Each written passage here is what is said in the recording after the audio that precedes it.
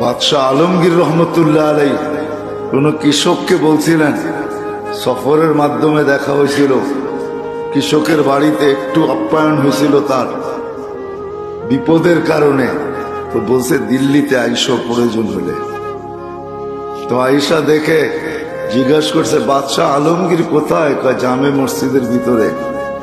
তো যায় দেখে সেজদায় পড়ে আল্লাহর কাছে কাঁদতেছে আর চাইতেছে। দূরের থেকে তো শোনা যাইতেছিল না, একটু কাছে যখন গেছে পায়ের কাছে তখন শুনতেছিল, কাঁদতেছে আর চাইতেছে।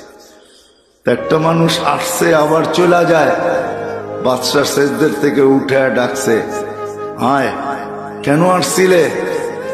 কয় সমস্যার সমাধান হয়ে গেছে।